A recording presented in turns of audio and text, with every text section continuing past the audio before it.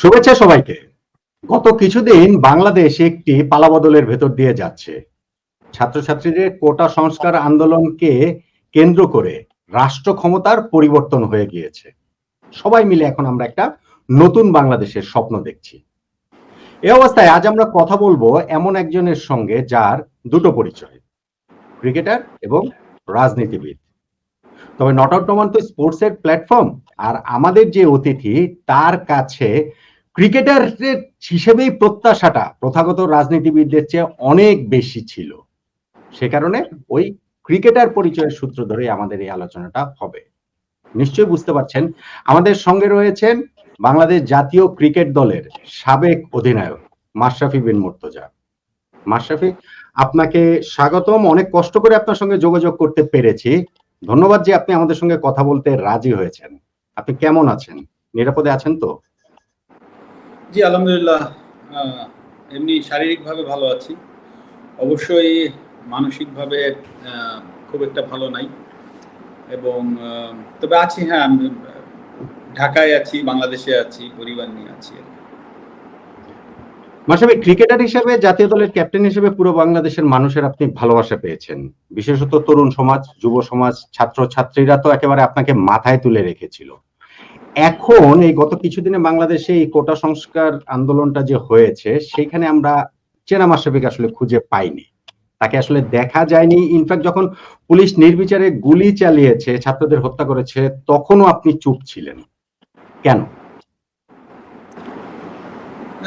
দেখেন নোমান ভাই, এখন এইগুলোর উত্তর দিতে যাওয়াটা আমার কাছে মনে হয় যে একদম শুধু শুধুই হবে। আর যদি এক কথায় উত্তর দিই তাহলে বলতে হবে যে আমি আসলে ব্যর্থ হয়েছি, এখানে অ্যাবসলিউটলি ব্যর্থ হয়েছি। প্রথম যে জিনিসটা, আর দ্বিতীয় কথা হচ্ছে যে আমি কথা যদি বলতে হতো, ধরেন আমি যদি কথা বলতাম, অবশ্যই যৌক্তিক কোটা সংস্কার নিয়ে যে আলোচনা হচ্ছিল শুরুতে, সবাই যখন চেয়েছিল যে আমি কথা বলি, তখন যৌক্তিকভাবে কোটা সংস্কার হবে সেটা, বা কোটা সংস্কার হতে যাচ্ছে এটা পরিষ্কারভাবে বোঝা যাচ্ছিল, বা আমার কাছে মনে হচ্ছিল যে কোটা সংস্কার হয়তো বা হবে। কিন্তু তারপরে যে ঘটনাগুলো ঘটতে থাকলো, তখন আসলে এমন একটা পরিস্থিতি হলো যে যখন সবাই চাচ্ছে যে আমি একটি স্ট্যাটাস দিই বা আমি পাশে থাকি, তো তখন আসলে পরিবেশটা এমন জায়গায় গিয়েছে যে আমার কাছে মনে হচ্ছিল যে আমি যদি এখন একটা স্ট্যাটাস দিই বা আমি যদি যে কোনো কিছু লিখি, তো সেইটাকে কেন্দ্র করে যদি আরো ম্যাসিভ বা আরো বড় কিছু হয়ে যায়, তা আসলে সেই জিনিসটা সামাল দেওয়ার অ্যাবিলিটি আমার আছে কিনা। তো সবকিছু মিলিয়ে আসলে ঘটনাগুলো এত দ্রুত ঘটেছে, তো আমার পক্ষে সম্ভব হয়নি, তবে আমি চেষ্টা করিনি সেটা না। এবং আরেকটি বিষয় যে আমি যদি কথা, মানে আমি যদি স্ট্যাটাসের ভিতরে সীমাবদ্ধ থাকতে চাইনি, এটা সত্যি কথা। মানে আমি চেয়েছিলাম স্টুডেন্টদের সাথে কথা বলতে, বা আমি চেয়েছিলাম যে তাদের সাথে আলোচনার মাধ্যমে কিছু করা যায় কিনা। হ্যাঁ, কারণ আমি যদি একটা স্ট্যাটাস দিতাম, তাতে করে যা কিছু ঘটেছে, যা কিছু হয়েছে, তার থেকে কম হতো না। বরঞ্চ আমার সার্বিকভাবে আমার যে ভয়টা কাজ করছিল যে আমার স্ট্যাটাসের কারণে বা আমার কোনো একটা ভুল পদক্ষেপের কারণে যদি জিনিসটা আরো বড় হয়ে যায়, তখন সেটা সামাল দেওয়ার আমার ক্ষমতা আছে কিনা। মাশরাফি, আপনি বলছিলেন যে আপনি আরো কিছু করতে চেয়েছিলেন, ছাত্রছাত্রীদের সঙ্গে কথা বলতে চেয়েছিলেন, করেননি কেন? নোমান ভাই, দেখেন, আপনি তো প্রথমে বলেছেনই যে ক্রিকেটার মাশরাফি, মানে খেলোয়াড় মাশরাফির সাথে কথা বলছেন, কোনো রাজনৈতিক বিষয় নাই। তো প্রশ্নটাও আপনি করেছেন যে ক্রিকেটার হিসাবে আমি ব্যর্থ হয়েছি, সেটা আমিও অ্যাকসেপ্ট করেছি। এখন ক্রিকেটার হিসাবে যেটা আপনারা দেখেছেন সেটা হচ্ছে যে আমি খেলোয়াড় ছিলাম, খেলোয়াড় থেকে আমি ক্যাপ্টেন হয়েছি। তো ক্যাপ্টেন হওয়ার পরে খুব স্বাভাবিকভাবেই আমি, যদি ভালো হয় হয়তো বা অনেক সময় আমাকে যেতে হয়নি প্রেস কনফারেন্সে, বা আমাকে যদি কেউ ম্যান অফ দি ম্যাচ হয় তারা গিয়েছে। তো ম্যাচ যখন হেরেছি তখন আমি গিয়েছি, তো বা আমরা কোথায় কি ভুল করেছি বা যে দায়বদ্ধতা, সেগুলো আমাকে কাঁধে নিতে হয়েছে।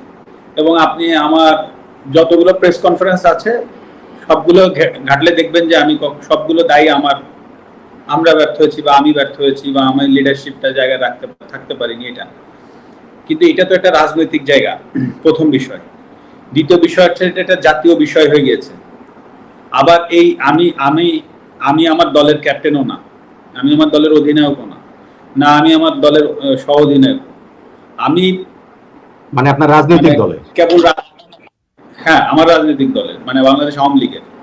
আমি এইমাত্র রাজনীতিটা শুরু করেছি, তো আমাকে আইদার উপদেষ্টা মণ্ডলীতে থাকতে হবে হয়তো, বা আমাকে ওই দায়িত্বটা পাইতে হবে যে আমি যে কথা বলবো, বা সেরকম সুযোগ না পাইলে তো আসলে আমার কথা বলার সুযোগ থাকে না। তো এখানে হুট করেই আমি একটা জায়গায় চলে গেলাম, একটা দায়িত্ব নিয়ে কথা বললাম, সেইখান থেকে একটা বড় ঘটনা আবার ঘটে গেল, তখন সেই দায়ভার আমার কাঁধে আসলো। তো এই সব বিষয়বস্তু কিন্তু আছে, যে আমি এখন সবকিছু মিলিয়ে যে আমি চেষ্টা করিনি সেই কথা না, আমি চেষ্টা করেছি, আমার সাধ্যমতো চেষ্টা করেছি, হয়তো আমার সুযোগটা আসেনি। আর সর্বোপরি এখানে তো আমি কারো দোষ দিব না বা দোষ দিতে যাচ্ছিও না। খেলোয়াড় জায়গা থেকে যে আমি ব্যর্থ হয়েছি সেটা আমি প্রথমে অ্যাকসেপ্ট করেছি, এখনো করছি। তবে আমি চেষ্টা করিনি সেই জায়গাটা একেবারেই বলবো না যে আমি চেষ্টা করিনি, আমি হয়তো বা পারিনি। মাশরাফি, আমি জাস্ট একটু বোঝার জন্য জানতে চাইছি যে ধরেন আপনি বলছেন যেটা সেটা আপনার একটা টিম আছে আপনার রাজনৈতিক দলে, সেইখানে আপনি ক্যাপ্টেন না, বা বলছেন ভাইস ক্যাপ্টেন, নিশ্চয়ই আরো অনেক সিনিয়র রাজনীতিবিদরা তো রয়েছেন, কিন্তু ধরেন এর বাইরে গিয়ে এই যে ছাত্রছাত্রীদের পাশে যদি আপনি দাঁড়াতেন, তাহলে আসলে কি হতো? মানে সেটা আপনি একটা জিনিস আপনি নিজেই ভাবেন, সেটা কি হয় বা হইতো? প্রথমত হচ্ছে যে আমাকে কি করতে হতো, মানে ওখানে যদি আমি দাঁড়াইতাম সংবিধান অনুযায়ী আমাকে কি করতে হতো? সংবিধান অনুযায়ী আমাকে প্রথমে স্টেপ ডাউন করতে হতো। আচ্ছা, স্টেপ ডাউন করলে ধরেন সবকিছু স্বাভাবিক হইতো, বা কোনো কিছু, এখন যে পরিস্থিতি হয়েছে এখন পরিস্থিতিতে হয়তো বা আমাকে সবাই বাহবা দিত, রাইট? কিন্তু ওই ওই মানে আপনি সিচুয়েশনে স্টেপ ডাউন মানে মাশরাফি, স্টেপ ডাউন মানে সংসদ সদস্য পদ থেকে স্টেপ ডাউনের কথা বলছেন, তাই তো? হ্যাঁ, সংসদ সদস্য পদ থেকে আমাকে স্টেপ ডাউন করতে হবে। মানে আমার জায়গা থেকে সেটা কি আদৌ করা সম্ভব ছিল? মানে সেটা প্রথম ভাবার বিষয়। দ্বিতীয় কথা হচ্ছে যে আমি নড়াইলের মানুষকে, যারা আমাকে সংসদে পাঠিয়েছে, আমি কালকে তাদেরকে কি প্রশ্নের উত্তর দিতাম? যে আমরা আপনাকে অনেক আশা করে এখানে পাঠিয়েছিলাম যে নড়াইলকে আপনি একটা জায়গায় পৌঁছে দিবেন, আমি তাদেরকে কি প্রশ্নের উত্তর দিতাম? সবকিছু স্বাভাবিক হতো। তো আমার জায়গা থেকে আসলে যে জিনিসটা করার দরকার ছিল, যেটা আমার কাছে সবসময় মনে হয়েছে পুরো আন্দোলনের ভেতরে, ওইখান থেকে দাঁড়িয়ে আমার কাছে মনে হয়েছে একটা স্ট্যাটাস দিলে সবকিছু সমাধান হয়ে যেত, সেটা না, আমি আরো বড় পরিসরে কিছু করতে পারতাম কিনা, এবং সেটা স্টুডেন্টদের কাছে যে তারা হয়তো বা নাও আসতে পারতো, সেটা তাদের ব্যাপার ছিল। কিন্তু আমার হয়তো বা ওই খারাপ লাগাটা থাকতো না, যে না আমি চেষ্টা করিনি বা চেষ্টা করে পারিনি, সেই জায়গাটা হয়তো আমার থাকতো না। কিন্তু সেটা পারিনি, যেটা বললাম যে ব্যর্থ হয়েছি, পারিনি। তো না এটাই আসলে আরেকটা। হ্যাঁ মাশরাফি, আমি যেটা বলতে যাচ্ছি সেটা হচ্ছে কি, যে ধরেন যে বাংলাদেশ সংসদ সদস্য, তো সংসদে তো 300 জন সংসদ সদস্য ছিলেন, অন্যদের কাছে প্রত্যাশার চেয়ে আপনার কাছে প্রত্যাশাটা আলাদা ছিল, সেটা আপনার ক্রিকেটার পরিচয়ের কারণেই। এবং সেই প্রত্যাশার যে জায়গাটা সারা দেশের মানুষের, ছাত্রছাত্রীদের শুধু না, সারা দেশের মানুষের যে প্রত্যাশার জায়গাটা ছিল, আপনি কি বাসায় যখন গিয়েছেন, আপনার বাসায়ও কি এই নিয়ে কোনো আলোচনা শুনেছেন, বা ওইখানেও কি এরকম কিছু আসলে মুখোমুখি আপনি হয়েছেন কিনা, যে কেন আপনি তাদের পাশে দাঁড়াতে পারছেন না বা একটা ফেসবুক স্ট্যাটাস দিতে পারছেন না? না না, সরাসরি আমার, আপনি নিশ্চিত থাকেন যে সবাই যারা করতে পারেনি তারা সরাসরি বাসায় বা পরিবেশে বা বন্ধু সার্কেলে কিন্তু তারা তাদের সাথে তাদের বিষয় নিয়ে আলোচনা হয়েছে। যেমন আপনাকে আমি বলতে পারি যে আমার মেয়ে, সে ইনস্টাগ্রাম ইউজ করে, আমার ইনস্টাগ্রাম থাকলেও আমি ফলোয়ার না। তো সে 17 তারিখ থেকে তার ইনস্টাগ্রামে সে অনেক কথা স্টুডেন্টদের পক্ষে লিখে গিয়েছে, বলেছে। তো আমি তো ইনস্টাগ্রাম ফলোয়ার না, তো আমাকে আমার ছোট ভাই বললো যে হুমায়রা বোধহয় স্ট্যাটাস দিচ্ছে, মানে আমার মেয়ে। তো তখন আমি আমার মেয়েকে জিজ্ঞেস করলাম যে তুমি কি স্টুডেন্টদের পক্ষে আন্দোলনে স্ট্যাটাস দিচ্ছ? তো আমাকে বললো হ্যাঁ আমি দিচ্ছি, তোমার কোনো প্রবলেম আছে কিনা? তা আমি বলেছি না, আমার কোনো প্রবলেম নাই। এবং আমি ওকে এটাও বলেছিলাম যে তোমার স্কুল থেকে যদি আন্দোলনে যাই, মেক শিওর যে তুমি তাদের সাথে থেকো। মানে এই কথাটা বলার কারণ ছিল এটাই যে আসলে তার কাছে যেন কখনো মনে না হয় যে আমার পদের জন্য বা আমার চেয়ারের জন্য আমি তাকে ওখানে আটকায় রাখছি। এই জিনিসটা যেন কখনো তার মনে না হয়। এবং এত ঘটনার ভেতর দিয়ে অন্তত ওইটুক জায়গায় আমার অবস্থান আছে আমার মেয়ের কাছে যে না, আমার বাবা আমাকে আটকায়নি। সো ওই জায়গাটা আছে। তো আপনি যেটা বললেন যে পরিবারে বা ফ্রেন্ড সার্কেলে বা অন্যান্য আশেপাশে যাদের সাথে যারই আলোচনা আছে, সবাই সবার জায়গা থেকেই আসলে এটা পুশ করেছে বা এটা বলেছে। এটা তো খুব স্বাভাবিক, বাংলাদেশের সবাই যেখানে বলছে, আমার ক্ষেত্রে ব্যতিক্রম কিছু তো নিশ্চয়ই হয়নি। তবে এটাও সত্যি কথা নোমান ভাই, যেটা বললেন আজকে আরেকটা কথা বলি এর ভেতরে অল্প একটু, যেটা হচ্ছে আজকে কোটা আন্দোলনের যে স্টুডেন্টরা আছে বা যে সমন্বয়কের ভেতরে একজন ক্রীড়া মন্ত্রণালয়ের উপদেষ্টা মহোদয় জনাব আসিফ সাহেব যিনি হয়েছেন, আপনি দেখবেন উনি কিন্তু খেলাধুলা নিয়ে এখন থেকে উনি কাজ করবেন, বাংলাদেশের সার্বিক খেলাধুলার বিষয়গুলো নিয়ে কাজ করবেন। এখন যদি আল্লাহ না করুক কালকে একটা প্রবলেম হয়, আল্লাহ না করুক যদি কোনো একটা খেলাধুলায় কোনো জায়গায় প্রবলেম হয়, উনি কিন্তু প্রধান উপদেষ্টা মহোদয় ডক্টর ইউনূস স্যারের কাছে যাবেন বা সিনিয়র উপদেষ্টা মহোদয় যারা আছেন উনাদের সাথে আলোচনা করে এসেই কিন্তু উনাকে স্টেটমেন্ট দিতে হবে। It's very simple. কারণ উনি একটা দায়িত্বশীল জায়গায় আছেন। তো হুট করেই একটা সমস্যার সমাধান উনি একা কিন্তু এসে এই আপনাদের সামনে মানে প্রেসের সামনে হুট করে বলে ফেলতে পারবে না। তো দায়িত্বশীল জায়গাগুলোই কিন্তু অনেক কিছু চিন্তা করে কথা বলতে হয়। তো সেই জায়গা থেকে সেই জায়গাটাই কিন্তু আমি ছিলাম। হ্যাঁ, আপনি আমাকে খেলোয়াড় মাশরাফি বলছেন, আমি সেভাবে উত্তর দিচ্ছি, কিন্তু অ্যাট দ্য সেম টাইমে কিন্তু আমি একটা দায়িত্বশীল চেয়ারে বসেছিলাম। তো হুট করেই আমি কিন্তু ফ্রন্টে এসে একটা কথা বলে দিলাম, আর তাই নিয়ে একটা বিশাল আরো বড় কিছু হয়ে গেল। সেটার ট্যাকেল দেওয়ার ক্ষমতা আদৌ আমার আছে কিনা, বা বর্তমানে যারা কাজ করবেন তাদেরও কিন্তু এই জিনিসগুলো ভেবেচিন্তে কাজ করতে হবে। তো এটা কিন্তু ভেরি সিম্পল ব্যাপার। তো আমি যেটা বলতে যাচ্ছি যে হ্যাঁ, আমি ব্যর্থ হয়েছি, কিন্তু আসলে আমারও তো সীমাবদ্ধতা আছে বা ছিল, এটাও কিন্তু সত্য কথা। কিন্তু সেটাকে যে আমি এক্সকিউজ হিসেবে দাঁড় করাচ্ছি সেটা না, কারণ মানুষের দাবি ছিল, কারণ প্রথমত আমি একজন খেলোয়াড়, তারপরে আমি সংসদ সদস্য। কারণ আমি খেলোয়াড় থেকে আমার পরিচয় মাশরাফি না হলে আমি অবশ্যই ওই সংসদ সদস্যে আমার যে ডাক নাম ছিল, আমার নড়াইলের মানুষ চিন্ত কৌশিক নামে, সেই নামে আমি নিশ্চয়ই সংসদ সদস্য হইতে পারতাম না। তো খেলোয়াড় মাশরাফির জায়গায় যে আমি ব্যর্থ হয়েছি সেটা কিন্তু আমি একবারও বলছি না। বাট আপনি এট দ্য সেম টাইমে ভাবেন যে আমি একটা সংসদ সদস্য ছিলাম একজন, সেই পজিশন থেকে হুট করে আমি একটা মন্তব্য করার থেকে বরঞ্চ আমি ওইখানে যে সমাধানের চেষ্টা করাটা আমার জন্য আরো ইজি হইতো, বা আমি সেটাই চেষ্টা করেছি, সেটা হয়তো আমি পারিনি। সেটাই আমার ব্যর্থতা। না, মাশরাফি, বুঝতে পেরেছি আপনার অবস্থানটা। মাশরাফি, আপনি নড়াইলের কথা বললেন, আপনি নড়াইলের কৌশিক সেই কথা বললেন।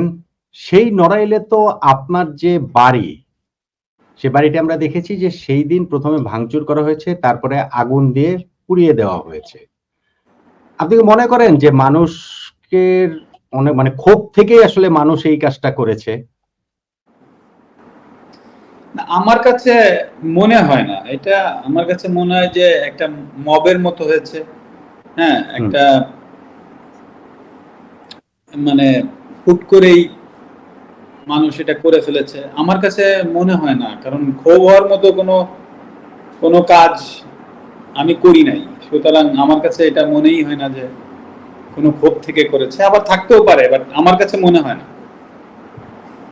মানে তাহলে আসলে এটা হলো কেন? মানে এটা আপনার কাছে কি মনে হয়? এই কারণ তো আমিও খুঁজেছি। কারণ একটা বিষয় হচ্ছে কি, মানুষ আমি বিগত যে 5-5.5 বছর কাজ করেছি, তো আমি যখন বাড়ি গিয়েছি তখন রাত 1টা-2টা পর্যন্ত মানুষ এসেছে, বা যে কোনো মানুষ, মানে আমি সবসময় একটা জিনিস বিশ্বাস করতাম যে আমাকে সবাই ভোট দিবে না, আমাকে সবাই পছন্দ করবে না, এটাই স্বাভাবিক। কিন্তু আমি যখন সংসদ সদস্য হয়েছি, আমি প্রত্যেকটা নড়াইলের প্রত্যেকটা মানুষের, মানে পুরো নড়াইল তো না, নড়াইলে 2টা আসন, নড়াইল দুই আসনটা হচ্ছে আমার, যেটা সদর, নড়াইল সদর এবং লোহাগাড়া উপজেলা মিলিয়ে। তো এইখানের প্রত্যেকটা মানে মানুষের এমপি আমি সেইভাবেই চিন্তা করেছি এবং সেইভাবেই কাজ করেছি।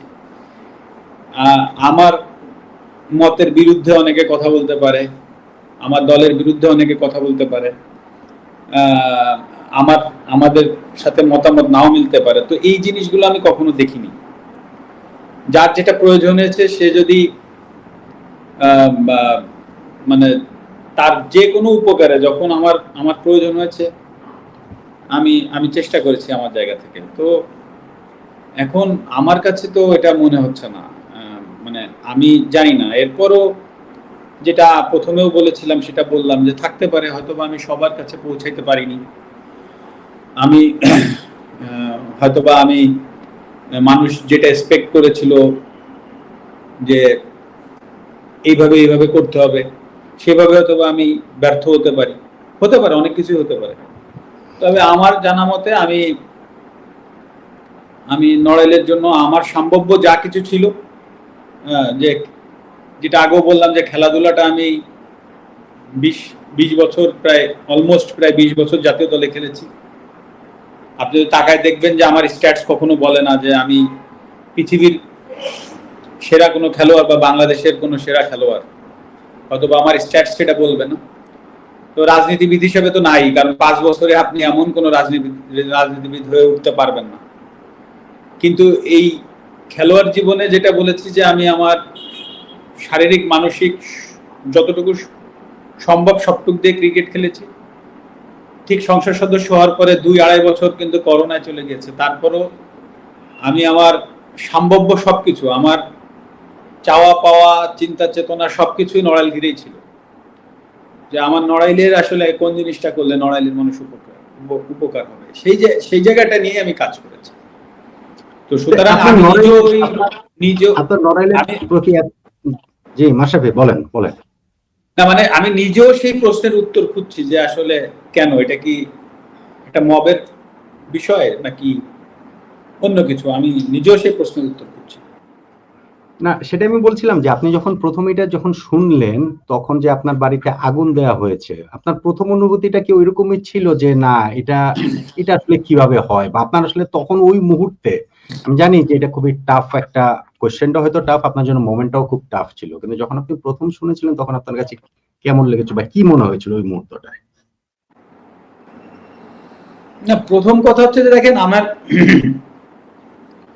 যখন ওইটা হয়, আমার বাড়ির সামনেই বাড়ি হচ্ছে সভাপতি মহোদয়, ওনার বাড়ি প্রথমে ভেঙে ফেলে এবং ওনার গাড়িতে আগুন দিয়ে যায়।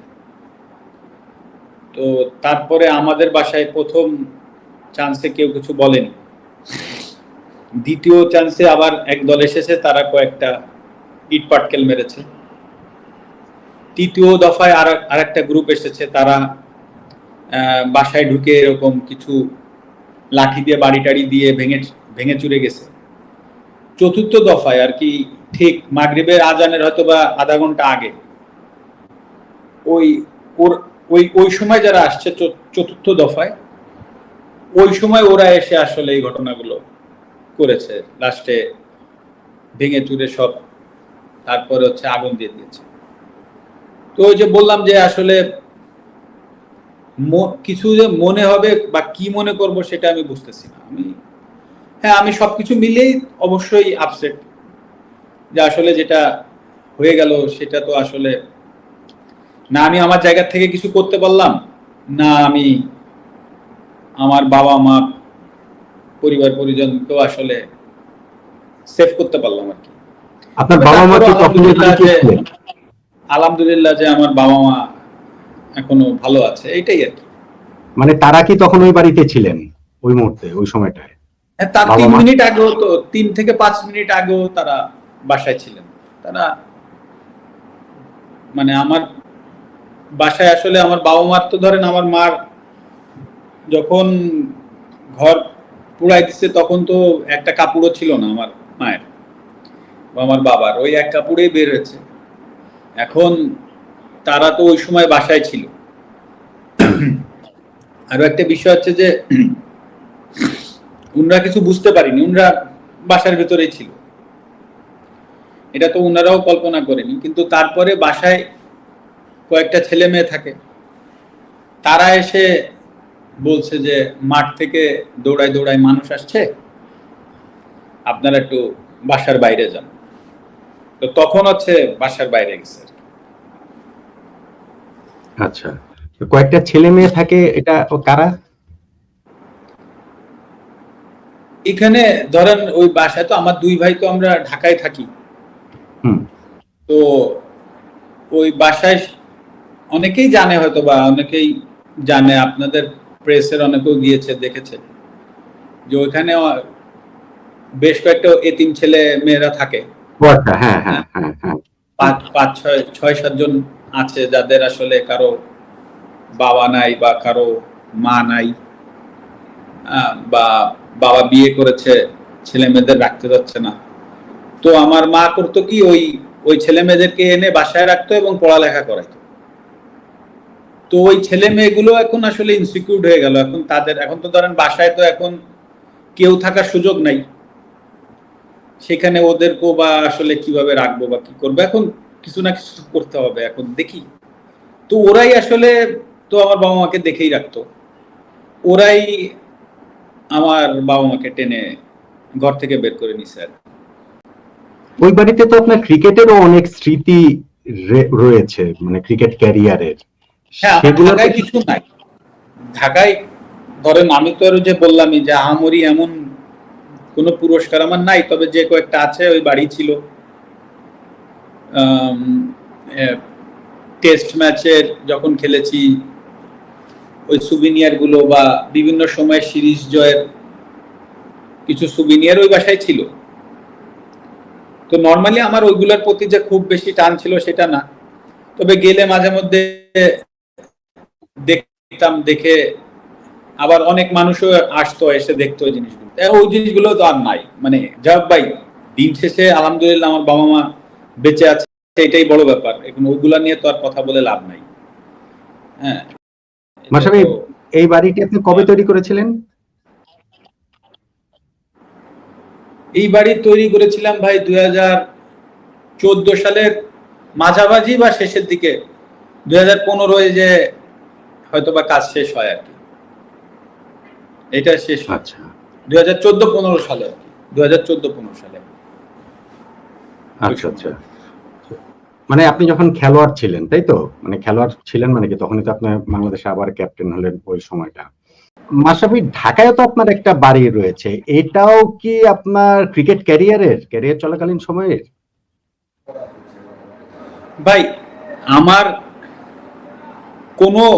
যা অ্যাসেট আছে বা ছিল বা আছে এখনো পর্যন্ত, আমার কোনো অ্যাসেটই সেটা 2018 সালের পরে না। আমার নড়াইলের বাড়িও 2014-15 সালে করা। আমার পূর্বাচলের যে জায়গাটা, সেটা আমাদের সব প্লেয়াররাই পেয়েছিলাম। তখন হাবিবুল বাশার সুমন ভাই ক্যাপ্টেন ছিল, আপনার মনে আছে কিনা। 2006-05 সালে অস্ট্রেলিয়াকে হারাইলাম আমরা। তো তখন আমাদের তৎকালীন সময়ে সরকার আমাদের 5 কাঠা করে জমি দিয়েছিল, পূর্বাচলের জমিটা। আমার মিরপুরের যে বাড়িটা আছে, একটা 2008 সালে করা, আইপিএল খেলে এসে করছি। আর যেটায় আমি থাকবো আর কি, সেটা আমার 2015 সালে বা 15 সালের মাঝামাঝি সময় আমার করা। সে বাড়ি এখনো আমি উঠতে পারিনি, মানে প্রক্রিয়াধীন 8-9 বছর ধরে। তো আমার কোনো অ্যাসেটই বা কোনো কিছুই আমার, মানে 2018 সালের পরে আমার কোনো কিছু নেই।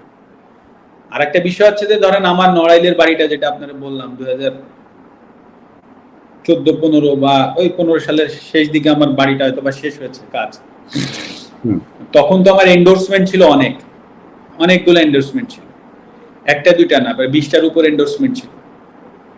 এরপরে আমি জাতীয় দলে খেলেছি, সবকিছু আমি তো খেলাধুলা করে যা কিছু করেছি তা আমি ওই সময় করেছি। আর আমি যে বাড়িটা নড়াইলে আমার মাকে করে দিয়েছিলাম 2000, যেটা বলছি বারবার, 15 সালে, তো জানি সেই বাড়িটা তো এখন আর নাই, এখন তো ভেঙে চুরে শেষ করে দিয়েছে।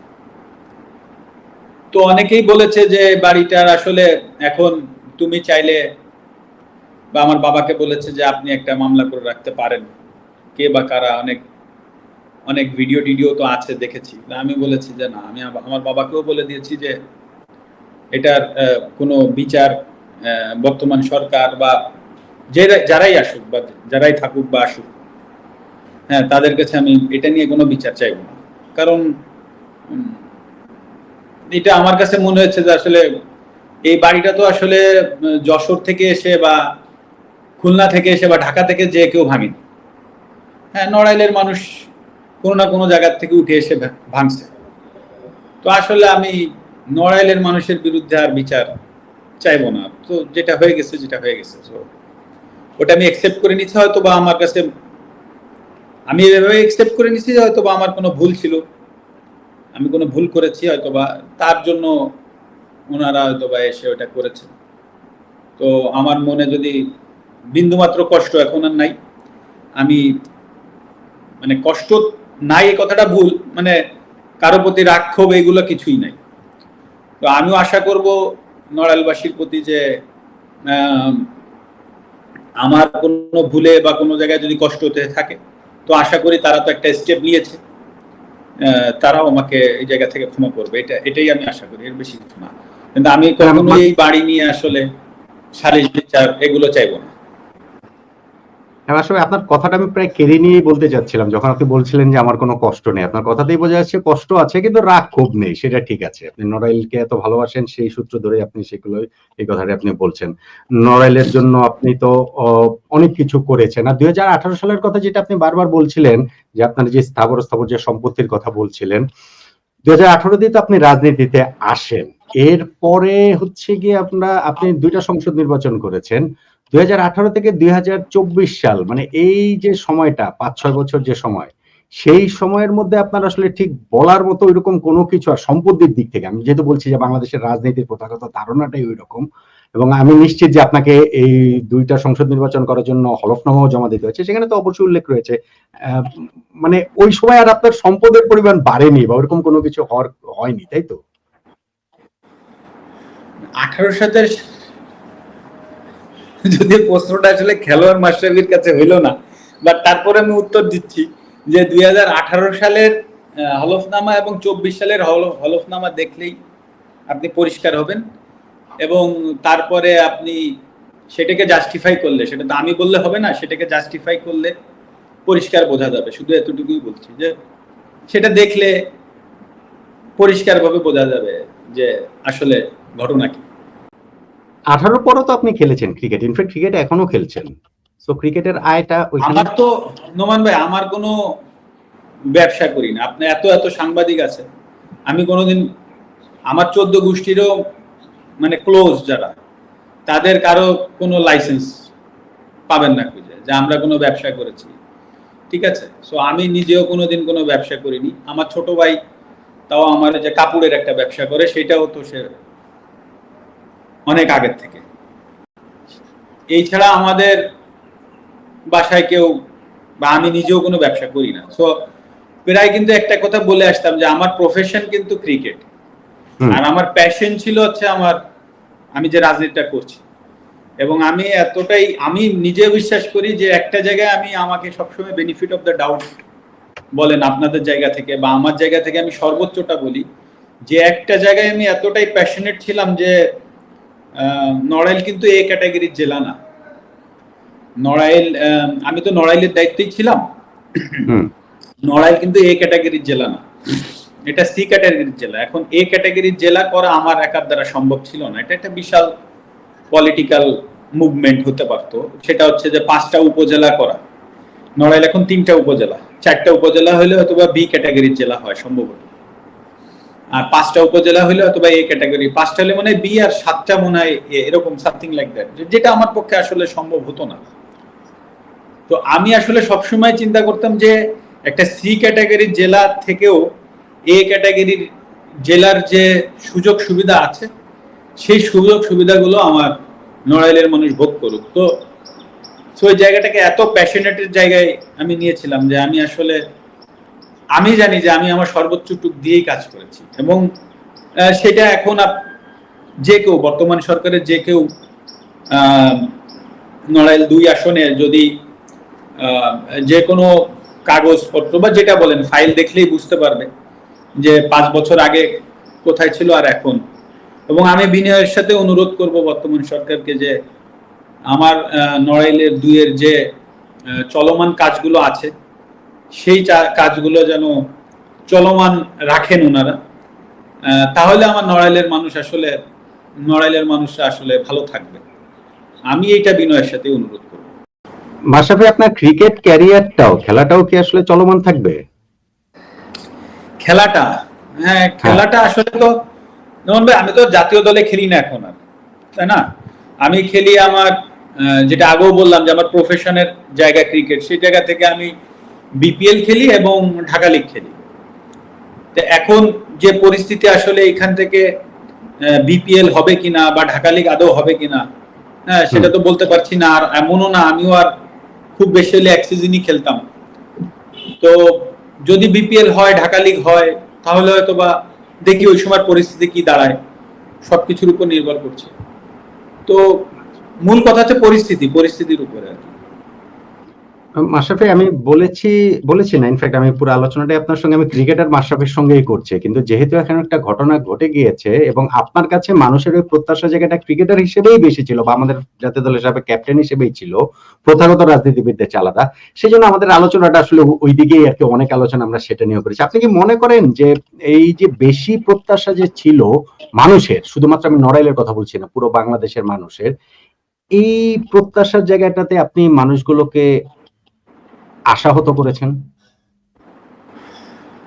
এক কথায় উত্তর দিলে অবশ্যই তাই, কারণ আমি তো প্রথমেই বললাম যে আমি তো আসলে প্রথমে আমি খেলোয়াড় মাশরাফি, তারপরে ওই মাশরাফি থেকে পলিটিক্যাল মাশরাফি। তো যদি এক কথায় উত্তর চান তো অবশ্যই আমি ওই সময় স্টেপ আপ করতে পারিনি। তারপরে যে কথাটা বলেছি যে আমি একটা স্ট্যাটাসের সীমাবদ্ধ থাকলে হয়তো আমি গা বাঁচাইতে পারতাম, আমি হয়তো বলতে পারতাম যে আমি একটা স্ট্যাটাস দিয়েছি, কিন্তু আমার জায়গা থেকে আমি চেয়েছিলাম আরো বড় পরিসরে করতে। সেই জায়গায় যেহেতু পারিনি, তো অবশ্যই আমার কাছে নিজের কাছে মনে হচ্ছে যে আমি ব্যর্থ হয়েছি। অবশ্যই ক্রিকেটার মাশরাফি তো ছিলেন পুরো বাংলাদেশের ভালোবাসা, আমি যদি সেভাবে বলি, কিন্তু যখন আপনি রাজনীতিতে নাম লিখেছেন, আমি এখনকার কথা বলছি না, আমি আরো 5-6 বছর আগের কথা বলছি, তখনই কিন্তু সেই ভালোবাসার জায়গাটা একটা দ্বিধা বিভক্তির জায়গাটা তৈরি হয়েছে। এখন এত বছর পরে এসে এই মুহূর্তে দাঁড়িয়ে আপনার কি মনে হয় যে রাজনীতিতে আসাটা আপনার ভুল ছিল? না, ওই সময় আমার কাছে একবারও মনে হয়নি সেটা। দেখেন, এটা ক্লিয়ারলি আমি জানি যে আমি যখন মাশরাফি হিসাবে, ক্রিকেটার হিসাবে আছি, আমি সবার কাছে গ্রহণযোগ্য ব্যক্তি হিসাবে আছি, কিন্তু আমি যখন রাজনীতিতে যাব তখন অবশ্যই আমি সবার কাছে গ্রহণযোগ্য থাকবো না। কিন্তু আমি ওই চ্যালেঞ্জটা নিতে চেয়েছি যে না, পলিটিক্সটা আসলে করে মানুষের জন্য কিছু, পলিটিক্সটা তো এই জন্যই মানুষ করে বা করতো বা করে, আমি যেটা জানি যে মানুষের উপকারের জন্য, বড় পরিসরে মানুষের জন্য কিছু করা যায়। তো সেই চ্যালেঞ্জটা নিয়েই তো আমি পলিটিক্সটা করতে এসেছি। তো ওই সময়টা আমার কাছে মনে হয়নি। আর এটা তো নোমান ভাই একটা চ্যালেঞ্জ ছিল, এটা তো আমি জানি, এটা কোনো রকেট সায়েন্স তো নাই। হ্যাঁ, সব থেকে বড় স্ট্রেট ফরওয়ার্ড সিদ্ধান্ত হইতো যে আমি করব না। তাহলে যে এত মানুষ বলে যে আজকের জায়গায় দাঁড়াই আপনি বলেন যে আজকে এত তরুণ প্রজন্মরা বলছে যে আমাদের হাত দিয়ে দেশ গড়বে, তো তাদেরকে তো পলিটিক্সের ভেতরে আসতে হবে, তাদেরকে তো রাজনীতির ভেতরে আসতে হবে। অরাজনৈতিক ব্যক্তি হিসাবে তো আপনি 5-10 জনের উপকার করতে পারবেন সর্বোচ্চ জায়গা থেকে, কিন্তু আপনি যদি রাজনৈতিক ব্যক্তি হন তখন আপনি হয়তোবা হ্যাঁ গালি খাবেন, আপনার সমালোচনা হবে, কিন্তু আপনি অনেকগুলো মানুষের একটা এরিয়ার একটা মানে বড় পরিসরের একটা কাজ করার সুযোগ পাবে। তো আজকে যারা তরুণ প্রজন্মরা আছে, যারা এই স্বপ্নটা দেখছে বা তারা কাজ করতে চাচ্ছে, তো তাদেরকেও তো রাজনীতির ভিতর আসতে হবে। তাহলে কি আমরা আবারও তাদেরকেও ওই একই পরিস্থিতির ভিতর ফেলে দিব, বা তাদেরকেও কি একই পরিবেশ তৈরি করব যে ও ওই মতবাদের, ও অমুক মতবাদের, ও তমুক মতবাদের? তাহলে তো রাজনীতিতে আপনি কখনোই ভালো মানুষ খুঁজতেছেন, বা ভালো মানুষরা এসে, বা ভালো মানুষ না, যারা মানুষের জন্য কাজ করতে চায় তাদেরকে আপনি কবে খুঁজে পাবেন? তো এখনো যদি আমরা এই অমুক দল তমুক দল করে, মূল কথা যে দেশকে যদি এগিয়ে নিয়ে যেতে হয়, তাহলে সে যে দলই করুক, সে দেশের জন্য কাজ করবে কিনা, এই মোটিভটা তার আছে কিনা, এই জায়গাটা দেখা উচিত। কে কোন দল করতেছে এই জায়গাটা না দেখে বরঞ্চ দেখা উচিত যে তার দেশের জন্য কাজ করার মোটিভ আছে কিনা। যদি থাকে, তাকে অবশ্যই ওয়েলকাম জানানো উচিত, সে যে জায়গা থেকে আসুক, যে দল থেকে আসুক। তার একটা উদাহরণ তো আমি দিলাম, আজকে যারা তরুণ প্রজন্ম তারা তো এইভাবে সারাদিন রাস্তায় থাকে, তাদের একটা প্ল্যাটফর্ম দরকার হবে, তাদের একটা রাজনৈতিক জায়গা দরকার হবে। তো তারা যখন একটা রাজনৈতিক জায়গায় যাইতে চাবে, তো তখন আমার জায়গা থেকে, আপনার জায়গা থেকে সবাই যদি আবার তারে টেনে হিসড়ে নিচে নামাই, সমালোচনা করি, তাহলে তো এইভাবেই চলতে থাকবে। তো আমি সেটা বলতে চাচ্ছি যে আপনি যেটা বললেন যে ভুল, এখন আমার জায়গা থেকে আমি চিন্তা করতেই পারি যে ভাই আমার দরকার কি ছিল এসব রিস্ক নেওয়ার। আমি তো ভালো ছিলাম, আমার কাছে তখন সবচেয়ে ইন্টারেস্টিং হচ্ছে যখন আমার কাছে, আমি যখন রাজনীতিতে 2018 সালে আসি, তখন যে কন্ট্রাক্ট গুলো আমার বাতিল হয়েছে, সেগুলো অনেক বড় বড় কন্ট্রাক্ট বাতিল হয়েছে। তো প্রায় আমার 8-10 কোটি টাকার কন্ট্রাক্টই সেই সময় বাতিল হয়েছে। তো আমি যদি রাজনীতিতে না আসতাম, তো আমার ওই টাকাগুলো তো আমি পেতাম। তো আমি আমার পরিবার নিয়ে আরামসে, মানে সেগুলো আপনি কল্পনাই করতে পারবেন না, কত কত বড় বড় কন্ট্রাক্ট। ঠিক আছে, সেটা হচ্ছে যে তার কয়দিন পরেই ছিল ওয়ার্ল্ড কাপ। তো ওয়ার্ল্ড কাপের ক্যাপ্টেন আমি একদম, সেটা আমি রাজনীতিতে এসেও করেছি, রাজনীতি না আসলেও আপনারাও জানেন যে আমি, এবং অবধারিত আমি ওয়ার্ল্ড কাপের ক্যাপ্টেন ছিলাম। সমস্ত বড় বড় কন্ট্রাক্ট আমার কাছে ছিল, এবং যাদের সাথে সাইন্ড আপ ছিল তারা বাতিল করে দিল আমাকে, কারণ তারা মাল্টি ন্যাশনাল কোম্পানি, কোনো রাজনৈতিক দলের সাথে তারা থাকতে চায় না। আচ্ছা, তো আমি যদি ওই সময় এটা না করে ভাই আমি একা ভালো থাকবো চিন্তা করতাম, তাহলে তো আজকে আমাকে এই দিন দেখতে হতো না, বা আমাকে এত গালির প্রশ্ন। হ্যাঁ, আমি খেলায় খারাপ খেলেছি, গালি খেতাম, সেটা ভিন্ন জিনিস, কিন্তু আজকে এই পরিস্থিতি আমার হইতো না। তো আমি আমার যে টাকা পয়সা হইতো তাই নিয়ে আমি আরামসে আমার পরিবার নিয়ে আরামসে ভালো থাকতে পারতাম। আমি তো ওই শাটলটা ব্রেক করে ওই চ্যালেঞ্জটা নিয়ে এসেছি কাজ করতে।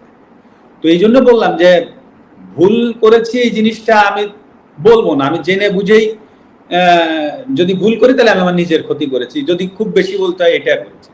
কিন্তু আমার ভেতরে কোনো ওই জিনিসটা কাজ করবে না কোনোদিন যে না আমি, যে আমার মোটিভ ছিল কি, আমি কি চিন্তা করে রাজনীতি করতে আসছি, এবং আমি আসলে কাজ করতে চেয়েছি কিনা, এই জায়গাটাই হয়তো আমি বলবো যে না আমি চেয়েছি, আমি করেছি, আমার সাধ্যমতো করেছি।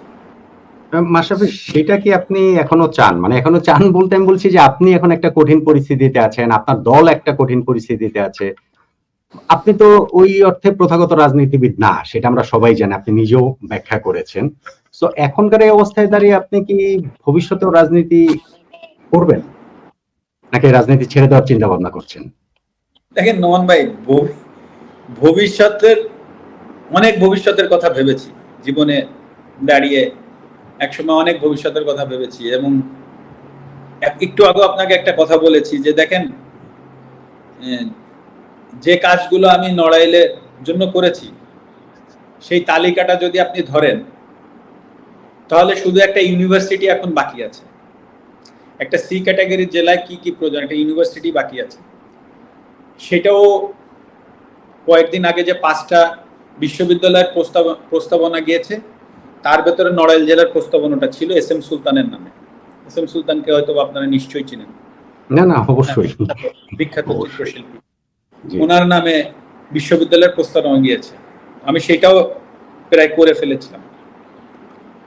তো আমি এত কিছুর পরও কিন্তু এখনো বলছি যে চলমান কাজগুলো নড়াইলে আছে। আমি এই জায়গাটাই, আমি যদি একটুখানি আমাকে ক্লিয়ার করতেন, মানে শুধু একটা ইউনিভার্সিটি বাকি ছিল বলতে আপনি মানে কি বোঝাচ্ছেন? মানে এর বাইরে উন্নয়ন প্রকল্পগুলোর কথা কি বলছেন? হ্যাঁ, আমি সেটা বলতে চাচ্ছিলাম। মানে আমি যেটা বলতে চাচ্ছিলাম যে আমরা তো একটা সি ক্যাটাগরির জেলা, আজকে আপনি বিগত 5 বছরের 2 বছর ছিল করোনা, তার ভেতরে আজকে 4 লেনের কাজ চলছে। আমাদের ওইখানে নদী ভাঙন কবলিত এরিয়া, সেখানে প্রায় 300 কোটি টাকার মতো প্রোটেকশন হয়েছে, আপনার ইমার্জেন্সি প্রোটেকশন হয়েছে, আপনার 200 কোটি টাকার পল্লীর অবকাঠামোর রাস্তা ঠিক করা আছে।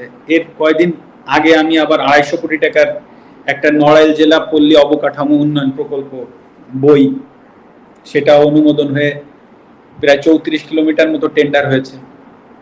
নড়াইলে 250 বেড 100 বেড হসপিটাল ছিল স্বাধীন হওয়ার পর থেকে, তো এটাকে 250 বেড করে ওয়ার্ল্ড ব্যাংকের সহযোগিতায় 10টা আইসিইউ নেওয়া হয়েছে। আমাদের নড়াইল লোহাগড়া উপজেলা স্বাস্থ্য কমপ্লেক্স, সেটাও স্বাধীনের হওয়ার পরে যখন হসপিটাল হয়, সেটা 2018 সালের আগ পর্যন্ত সেটা 31 বেড ছিল, ওটাকে 50 বেড করে 4তলা ফাউন্ডেশন করা হয়েছে। এরপরে আছে 2টা পৌরসভা ছিল আমার আন্ডারে, সেই 2টা পৌরসভায় এমজিএসপি সবচেয়ে বড় প্রকল্প ছিল গভর্নমেন্টের। 29টা না 30টা পৌরসভায় বোধহয় এমজিএসপি প্রকল্প পেয়েছে, তার ভিতরে 2টাই ছিল নড়াইলে। ইঞ্জিনিয়ারিং কলেজ অনুমোদন না, টেন্ডারও হয়ে গিয়েছে, কাজটা শুরু হয়নি। সারা বাংলাদেশে বোধহয় 4টে ইঞ্জিনিয়ারিং কলেজ হয়েছে, তার ভিতরে নড়াইলে একটা। আইটি ট্রেনিং ইনকিউবেটর সেন্টার যেটা, সেটাও কাজের উদ্বোধন করে কাজ শুরু হয়ে গিয়েছে। তো আপনি যে জিনিসগুলো দৈনন্দিন জীবনে দরকার একটা তরুণ প্রজন্মদের জন্য, সেই ম্যাক্সিমাম মেগা প্রকল্পগুলো অলরেডি প্রায় চলে গেছে। এখন আচ্ছা ভাই, সেই জন্যই বলছিলাম শুধু বিশ্ববিদ্যালয়টা বাকি ছিল, সেটাও আপনার 5টা বিশ্ববিদ্যালয়ের যে প্রস্তাবনা গিয়েছে তার ভিতরে নড়াইল ছিল। তো আমি এটাই বলতে চাচ্ছি যে আমি যে কাজগুলো করেছি, আমি জানি যে 5 বছরে তো 2-2.5 বছর করোনা ছিল, সবকিছু আপনারাও জানেন সবকিছু বন্ধ ছিল, তারপরও যতদূর এগিয়ে নিয়ে গেছি, আমি বিশ্বাস করি বর্তমান সরকার এই কাজগুলোকে আসলে পূর্ণতা দিবে, এটুকু আমি বিশ্বাস করি। আসলে ক্রিকেটে কি আমরা কোনোভাবে আপনাকে পাবো, মানে পেতে পারি ওই সম্ভাবনা? দেখেন, আমি রাজনীতি তো আসলে সেই অর্থে বুঝি না, কিন্তু ধরেন খেলাটা বুঝি। আর আমি ঠিক রাজনীতিবিদ মাশরাফিকেও সেই অর্থে চিনি না, কিন্তু ক্রিকেটার মাশরাফিকে আমি চিনি। এবং আমি মনে করি, আমি না, এটা আসলে নিশ্চিতভাবে অনেকেই মনে করেন যে বাংলাদেশ ক্রিকেটে আর আপনি জাতীয় দলে খেলবেন না, কিন্তু কোনো না কোনো ভাবে অবদান রাখার সুযোগ তো আমার মনে হয় আপনার এর মধ্যেও ছিল যখন জাতীয় দলে খেলা ছেড়েছেন, সামনেও হয়তো আছে। মানে পরিস্থিতিটা আলাদা, এখন পরিস্থিতি, কিন্তু তারপরেও কি ক্রিকেটে কোনোভাবে আমরা ভবিষ্যতে দেখবো বা দেখার সেই সুযোগ আছে কিনা?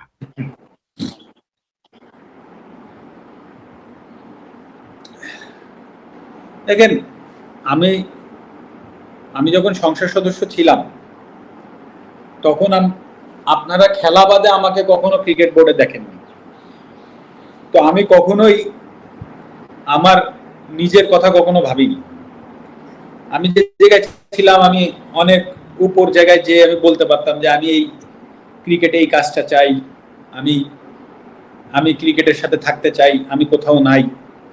বরং আমি বারবারই যখন আপনারা আমাকে প্রশ্ন করেছেন, কিন্তু আমি একটা উত্তর দিয়েছি যে আমি কিন্তু ক্রিকেট বোর্ডের ধারে কাছেও যাই না। অনেকবার বলেছি, বিগত 5 বছরে অসংখ্যবার প্রেসে এসে আমি বলেছি যে আমি তো ক্রিকেট বোর্ডের ধারে কাছেই যাই না। খেলা থাকলে মাঠে খেলতে যাই, বিপিএল বা ঢাকা লিগের খেলা থাকলে লাস্ট 5.5 বছরে ওই কয়বারই মাঠে গেছি যে কয়দিন খেলা ছিল আমার। এই ছাড়া মনে হয় 1-2 বার গিয়েছি, এই ছাড়া আমার যাওয়া হয়নি। তো যখন আসলে বলার সুযোগ ছিল আমার, যখন একটা দায়িত্ব নেওয়ার আমার সুযোগ ছিল বিভিন্ন উপর জায়গায় বলে, সেই সময় আমি দায়িত্ব কিন্তু কখনোই আমি ওই যে সবাই যেটা চিন্তা করে ক্ষমতার দাপট বা আপনি ক্ষমতায় আছেন, সেই জায়গাটা যখন আমার ক্রিকেটটাই তো আমার বেস, সেখানেই যাইনি। আর যদি আপনি এখন যে প্রশ্নটা করলেন, এক কথায় যদি উত্তর দিতে হয়, শুধু এক কথায় বলি যে আমার কাছে মনে হয় না সেটা আমি দাবি করতে পারি বা আমি সেটা ডিজার্ভ করি, আমার কাছে সেটা মনে হয় না। ক্রিকেটের সঙ্গে কাজ করাটা আপনি ডিজার্ভ করেন না বলছেন আপনি, কেন আপনার সেটা মনে হচ্ছে? এটা খুব স্বাভাবিক না? আমি এতদিন রাজনীতি করেছি, আমি ক্রিকেটের সাথে থাকিনি বা আসিনি, এখন আমি আবার ক্রিকেটের সাথে কাজ করতে চাচ্ছি। বিষয়টা এরকম হয়ে যায় না? হ্যাঁ, যদি ছোটখাটো কোনো প্ল্যাটফর্মে হয়, সেই জায়গা থেকে কাজ করব, তারপরেরটা দেখা যাবে। কিন্তু বড় পরিসরে এসে আমি এখনই বলবো যে এখন আমি কাজ করতে চাই ক্রিকেট নিয়ে বড় পরিসরে, সেটা আসলে অনেকটা সুযোগ সন্ধানী বিষয় হয়ে যাবে। মানে এই জায়গা থেকে আমার কাছে মনে হয় না যে আমি এটা ডিজার্ভ করি। হ্যাঁ, আমি যেহেতু ক্রিকেট আমার রক্তের ভিতরে, সেটা এটা আমি কয়েকদিন আগেও বলেছি যে ক্রিকেট আমার রক্তের ভেতরে, আমি যে জায়গায় চাই ক্রিকেট থেকে যদি আমার কাছে কেউ সহযোগিতা চায় আমি অবশ্যই যাব। আর যদি কেউ না আসে, আমি ক্রিকেট নিয়ে, যেমন আমি সেকেন্ড ডিভিশনে একটু কাজ করতাম, আমার বিভিন্ন জায়গায় আমি ছোটখাটো পর্যায়ে ক্রিকেট নিয়ে কাজ করতাম। যেমন আমি যেমন বাংলাদেশ আওয়ামী লীগের যুব ক্রীড়া বিষয়ক সম্পাদক ছিলাম। আমার এই সেপ্টেম্বরে যেমন আমি আলোচনা করেছিলাম আন্ডার-17 ফুটবল এবং আন্ডার-17 ক্রিকেট টুর্নামেন্টটা করতে। আন্ডার-17 করতে যাচ্ছিলাম এই কারণে যে 2টা বছর ওইখান থেকে কিছু প্লেয়ার যদি বের হয়, 2টা বছর তাদেরকে রেডি করার সময় পাবে বাফুফে বা ক্রিকেট বোর্ড। তো ওই জায়গা থেকে, ওই চিন্তা চেতনা থেকে আসলে আন্ডার-17 করতে চেয়েছিলাম, যে আন্ডার-19 খেলার আগে অন্তত 2টা বছর তারা সময় পায় তাদেরকে তৈরি করার জন্য। তো এরকম ভাবে চিন্তা করে আসলে আমি কাজ করতে চাচ্ছিলাম, তাছাড়া তো আমার কোনো প্ল্যাটফর্ম ছিল না। তো এই জন্য বললাম যে আমার যে যতটুকু প্ল্যাটফর্ম ছিল আমি চেষ্টা করেছি। আমি নড়াইলেও বড় টুর্নামেন্ট করেছি, 2টা-3টা, তো যতটুকু পেরেছি করেছি। কিন্তু ওরকম ভাবে হয়তো বা আমি সুযোগ থাকলে করার চেষ্টা করব, কিন্তু হুট করে এসে আমি এই মুহূর্তে আমি বড় পরিসরে করবো, এটা আসলে এক কথায় বললাম যে আমি সেটা ডিজার্ভ করি না। না, বুঝতে পেরেছি, আমি আপনার অবস্থানটা বুঝতে পেরেছি। মাশরাফি, আমরা প্রায় শেষ দিকে চলে এসেছি ইন্টারভিউর। এমনি আমি যদি একদম শেষে এসে জিজ্ঞাসা করি যে গত কিছুদিনে, গত প্রায় যে মাসখানেক সময়ের মতো হয়েছে, বাংলাদেশে যা যা হয়ে গিয়েছে, এত এত মানুষ মারা গিয়েছে, ক্ষমতার পরিবর্তন হয়েছে, আপনার ব্যক্তিগত জীবনটাও বিপর্যস্ত হয়েছে, স্পেশালি যে নড়াইলে আপনার যেটা বাড়িটা পুড়ে যাওয়ার কথাটা যেটা বললেন। তো অবভিয়াসলি এটা তো সবার মতো আপনার জায়গা থেকেও তো মন নিশ্চয়ই খুব খারাপ, নিশ্চয়ই অনেক কষ্ট, এবং আমাদের সাথে ইন্টারভিউ করে একটা সময় জুড়ে সেটা বোঝা গিয়েছে। এই যে সবার সামনে আপনি বলতে পারলেন কথাগুলো, অ্যাটলিস্ট আপনি আপনার অবস্থানটা জানাতে পারলেন আমাদের এই প্ল্যাটফর্মের মাধ্যমে, একটু কি হালকা লাগছে মাশরাফি? না, এই কষ্ট থাকবে নোমান ভাই, এই কষ্ট থাকবে। প্রথম কষ্ট থাকবে যে ক্রাইসিসে আমি দাঁড়াইতে পারিনি, এই কষ্টটা আমাকে ভোগাবে। এটা এটা এটা তো আমার নিজস্ব ব্যাপার, এই কষ্টটা আমার থেকে যাবে। আর কিছু কিছু বিষয় আছে, সবকিছু বলার বিষয় না, কথা বলার বিষয় না। হ্যাঁ, কথা হয়তো বা বলছি, কথা হয়তো বা বলতে হবে সামনে, হ্যাঁ, কিন্তু এই কষ্টটা থেকে যাবে। এবং এবং ব্যক্তিগতভাবেও আমি আসলে মানে নিজের উপরে আপসেট, এটা বলতে পারি। আমি নিজের উপরে নিজেই আপসেট হয়েছি, আমি আছি, মানে নিজের কথাই চিন্তা করছি যে আমি নিজেই আপসেট আর কি, এবং সেটা নিজের উপর। মাশরাফি, আপনার এই বিপর্যস্ত সময় আপনি নট আউট নোমানকে সময় দিয়েছেন, সেজন্য আসলে আপনাকে অসংখ্য ধন্যবাদ। আমরা সবাই মিলেই একটা নতুন বাংলাদেশ, একটা সুন্দর বাংলাদেশের স্বপ্ন আমরা সবাই মিলেই দেখছি। নিশ্চিতভাবে আপনিও সেই স্বপ্ন, আপনিও আপনার জায়গা থেকে নিশ্চিতভাবেই দেখেন। সেটা তো অবশ্যই। আমি আমি আমি আমার সবার প্রতি শুভকামনা। হ্যাঁ, যারা আছেন বর্তমান সরকারের বা যারা কাজ করছেন যে যার জায়গা থেকে, সবার প্রতি শুভকামনা। আশা করি সুন্দর বাংলাদেশ গড়ে উঠবে, মানুষ ভালো থাকবে, মানুষ সুযোগ সুবিধা পাবে। এটাই তো চাওয়া, এছাড়া তো আর কারোরই চাওয়া নাই। তো আমার সবার প্রতি শুভকামনা থাকবে একটা সুন্দর বাংলাদেশের প্রত্যাশায়। মাশরাফি বিন মুর্তজা, আপনাকে অসংখ্য ধন্যবাদ আমাদেরকে সময় দেওয়ার জন্য। Thank you very much. দর্শক, এতক্ষণ আমাদের সঙ্গে ছিলেন বাংলাদেশ জাতীয় ক্রিকেট দলের সাবেক অধিনায়ক মাশরাফি বিন মুর্তজা।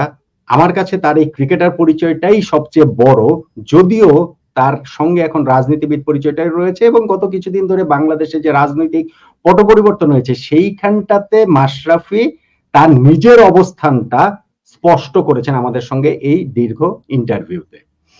আমাদের অবস্থান, নট আউট নোমানের যে অবস্থান, সেটা আমরা রাজনৈতিক কোনো বিবেচনায় যাচ্ছি না, রাজনৈতিক কোনো জাজমেন্টে যাচ্ছি না, আমাদের প্ল্যাটফর্মও সেটা না।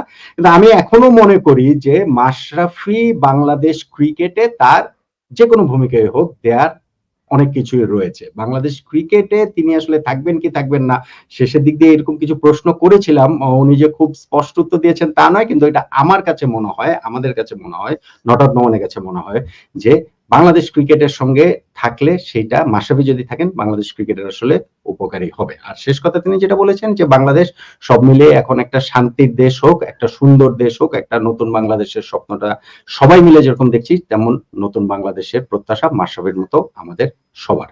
সবাই ভালো থাকবেন।